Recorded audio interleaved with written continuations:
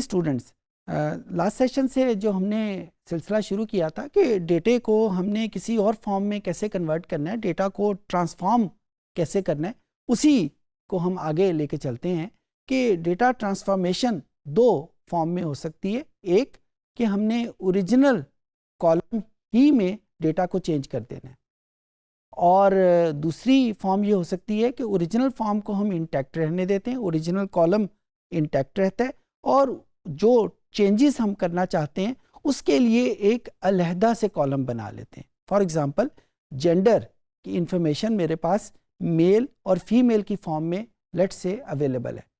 अब मैं इसको मेल को 0 कहना चाहता हूँ, फीमेल को 1 कहना चाहता हूँ। तो मेरे पास दो ऑप्शंस हैं। एक ऑप्शन ये है कि मैं उसी ओरिजिनल कॉलम में जहाँ पे मेल लिखा हो वहाँ पे 0 लिखा जाए, और जहाँ पे फीमेल लिखा हो वहाँ पे 1 लिखा जाए।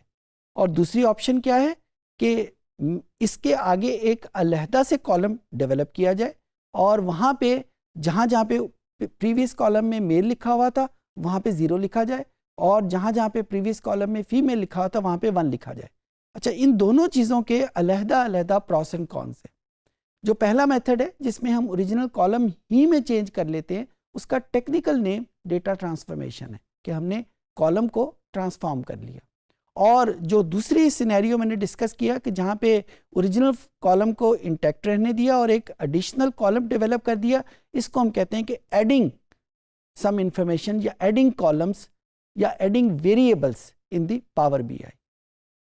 फ़ायदा इसका ये है कि हमारे पास ओरिजिनल इंफॉर्मेशन इंटैक्ट रहती है, और जो चेंज हम करना चाह रहे हैं, जो मॉडिफाई हम करना चाह रहे हैं, वो हमारे पास एक अलहदा कॉलम की सूरत में आ जाता है। और नुकसान इसका क्या है कि हमारे पास थोड़ी देर के बाद जब हम 4-5 ट्रांसफॉर्मेशन कर लेते हैं तो हमारे पास इतने ज़्यादा वेरिएबल आ जाते हैं कि उनको संभालना हमारे लिए बड़ा मुश्किल हो जाता है।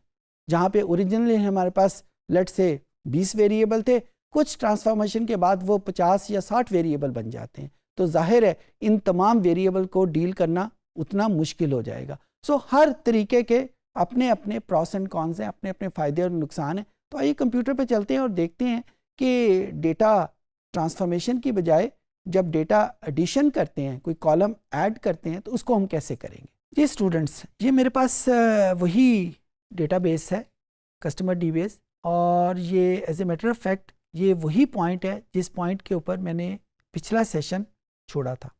और मेरे अल्फाज ये थे कि जब हम डेटा ट्रांसफॉर्म करते हैं तो उस वक़्त एक स्ट्राइकिंग फीचर हमारे सामने आता है कि जिस डेटे के ऊपर, जिस कॉलम के ऊपर हमने ट्रांसफॉर्मेशन की है, वो ओरिजिनल इन्फॉर्मेशन हम लूज़ कर जाते हैं। ओरिजिनल इन्फॉर्मेशन की अगर बाद में ज़रूरत पड़ेगी हम नहीं कर पाएंगे। तो इसका क्या सिद्देबाब हो सकता है? क्या पावर बीआई में ऐसा कोई फंक्शन है कि हम ओरिजिनल इन्फॉर्मेशन भी इंटैक्ट रखें और जो ट्रांसफॉर्मेशन है उसको भी यूज़ करें?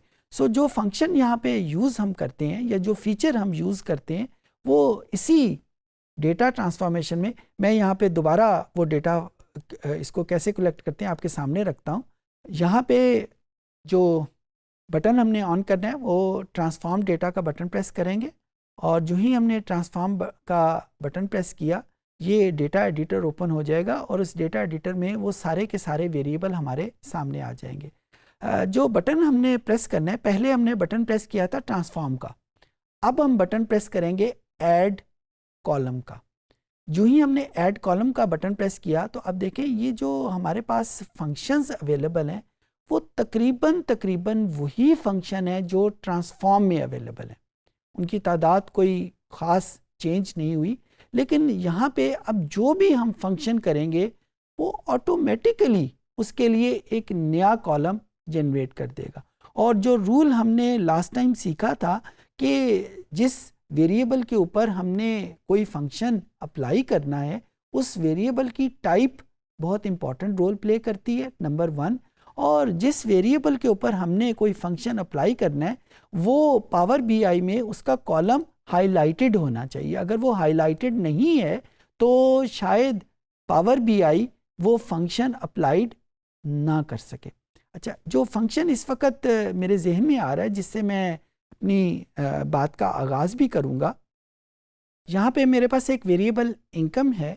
अब इनकम में जो वैल्यूज़ मेरे पास मौजूद हैं वो सारी 2 डिजिट की हैं, 1000 में एक्चुअल में मौजूद हैं। और अगर मैं अपनी किसी रिक्वायरमेंट के लिए इन वैल्यूज़ को 1000 में कन्वर्ट करना चाहूँ, यानी 31 की जगह 30,000 लिखा आ जाए, 19 की जगह 19,000 लिखा आ जाए, 35 की जगह 35,000 लिखा आ जाए, एंड देन सो ऑन, तो इसका मतलब है कि मैं हर वैल्यूज़ को 1000 के साथ मल्टीप्लाई करना चाहता हूँ। अच्छा, अब इसको कैसे करेंगे?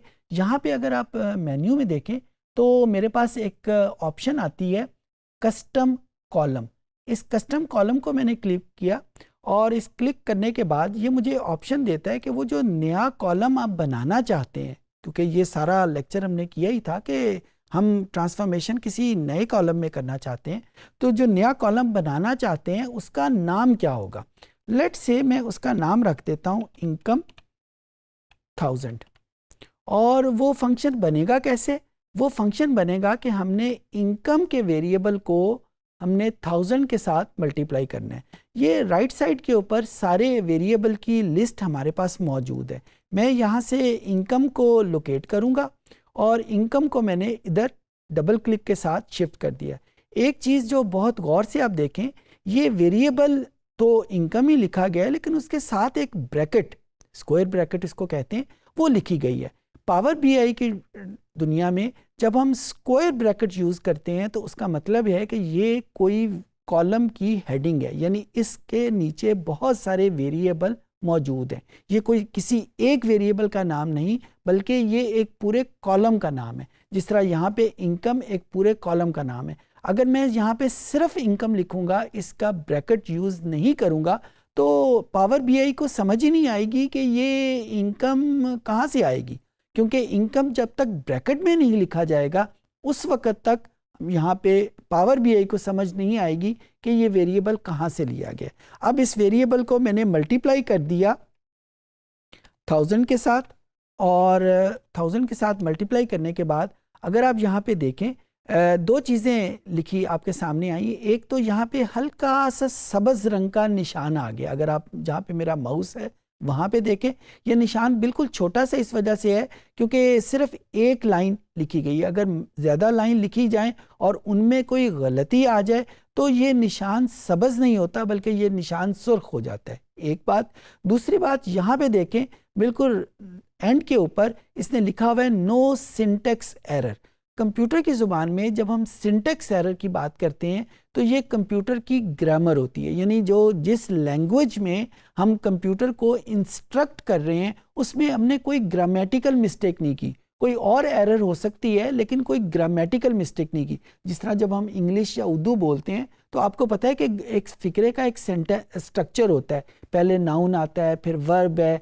इसका एक स्ट्रक्चर जब तक हम ना हो तो हमारी बात दूसरे को समझ नहीं आ सकती। बिल्कुल उसी तरीके से कंप्यूटर की लैंग्वेज का भी एक स्ट्रक्चर मौजूद है, और अगर उस स्ट्रक्चर को फॉलो ना किया जाए तो कंप्यूटर को भी हमारी बात की समझ नहीं आएगी। सो यहाँ पे उसने क्लियर कर दिया कि इस पर्टिकुलर स्टेटमेंट में कोई गलती मौजूद नहीं है। अब अगर मैं आपके सामने वो इनकम को ब्रैकेट के बगैर लिखता हूँ तो आप ये देखें कि इसको यूं ही मैंने यहाँ पे 1000 लिखा।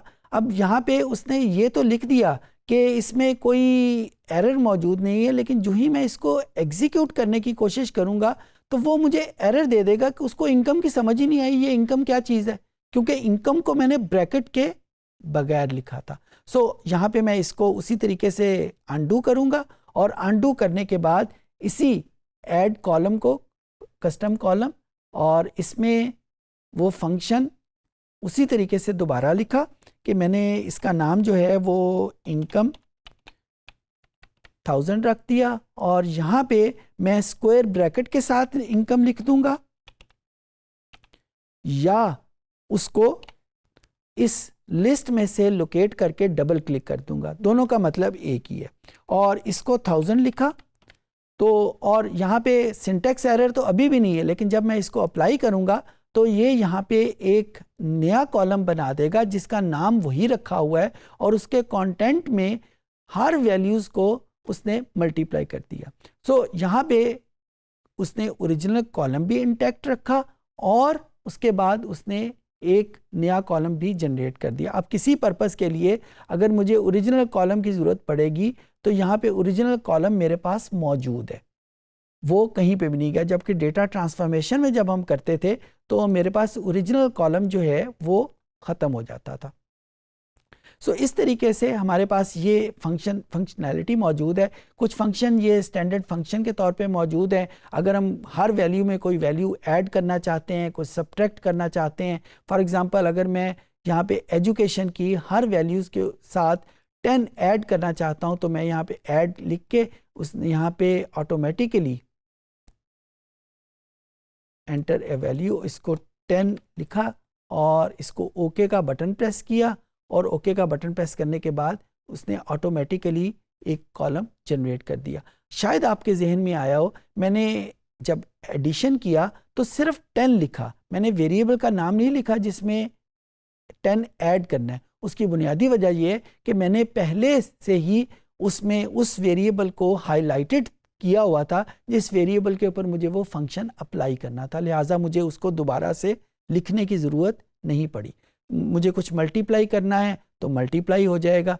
अच्छा, एक और फीचर पावर बीआई का बड़ा अट्रैक्टिव है। उसके लिए मैं एक और फाइल यहाँ पे ओपन करता हूँ और उस फाइल के ऊपर वो फंक्शन अप्लाई करता हूँ। ये मेरे पास एक और फाइल मौजूद है, इस फाइल का नाम employee.save है, एम्प्लॉई डेटा है हमारे पास, और इसमें भी उसकी मुख्तलिफ करैक्टरिस्टिक मौजूद है। जेंडर का डेटा मौजूद है, बर्थ डेट का डेटा मौजूद है, उसकी एजुकेशन कैटेगरी मौजूद है और मुख्तलिफ किस्म की वैल्यूज़ मौजूद है। अच्छा, यहाँ पे मैंने अगर बर्थ डेट को क्लिक किया और बर्थ डेट को क्लिक करने के बाद, क्योंकि ये सारी जो वैल्यूज़ हैं ये डेट की फॉर्म में है, इस डेट की फॉर्म में ये जो ऊपर मेरे पास फंक्शन डेट का मौजूद है, इसको क्लिक करने के बाद मेरे पास पहला फंक्शन एज का है।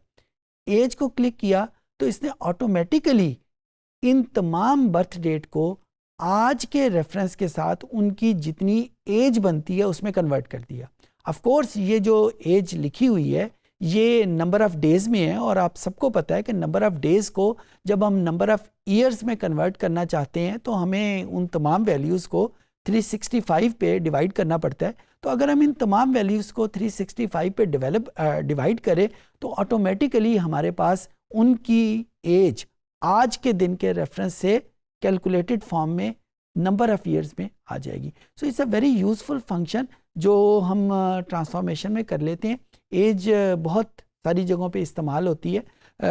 मुख्तलिफ फ़ीचर्स हैं, आप सबको मैं दावत देता हूँ कि ये जो मुख्तलिफ फ़ीचर ऐड कॉलम में मौजूद हैं इनको आप ट्राई कीजिएगा। गलती करने से ही इंसान सीखता है। उम्मीद है कि आपसे गलती नहीं होगी। यही फ़ीचर यहाँ पे मौजूद है। इस सेशन में हमने देखा कि डेटा ट्रांसफॉर्मेशन की जो दूसरी फॉर्म है कि ओरिजिनल इंफॉर्मेशन को इंटैक्ट रहने दिया और एक एडिशनल कॉलम हमने डेवलप कर लिया। उस प्रोसेस को पावर बीआई में कैसे करेंगे, जहाँ पे इंफॉर्मेशन हमारे पास रहती है, ओरिजिनल इंफॉर्मेशन रिटेन है और जिसको बाद में भी हम इस्तेमाल कर सकते हैं, और एडिशनली हमारे पास वो रिक्वायर्ड फॉर्म भी आ जाती है। उम्मीद है चीज़ें आपको समझ आ गई होंगी।